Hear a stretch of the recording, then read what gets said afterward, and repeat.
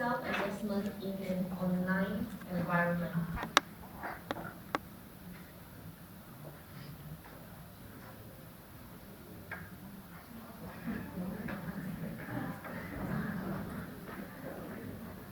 Good afternoon. Many of you know how to drive, and I'm sure that many of you are good drivers.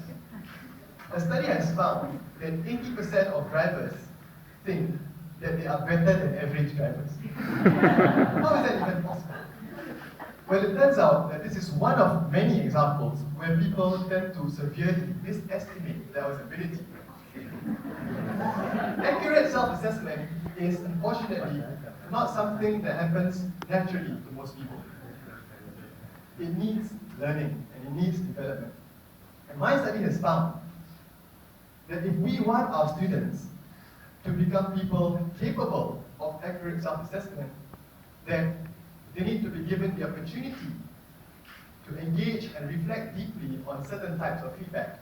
Feedback that informs students how well they understand the subject matter and exactly where they must improve. But if we need all that feedback, then does that mean more work for teachers? Not necessarily, as long as we have the right kinds of technological solutions in place. Think about it. What if computers can obtain rich information about students as they learn, and then use this information to inform students how well they are doing, and get them to deeply reflect on their ability? Now, the good news is, we have the technological capabilities to develop such applications. But unfortunately, the bad news is, we don't know how to do it. Why? Because we don't quite understand what goes through students' minds when they receive feedback, not from an expert teacher, but instead from a computer. To address this, in my study, I am looking at digital information obtained when students interact with an online learning system. I take this information and I show it to students, asking them, how do you feel when the computer was telling you that you need more help in coding theory, for example?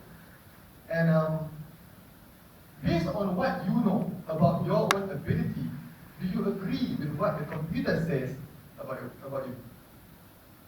And then, by analyzing students' responses, I am able to develop a theoretical framework that helps people understand how students perceive feedback from a computer and how such perceptions influence the way they reflect on their own learning.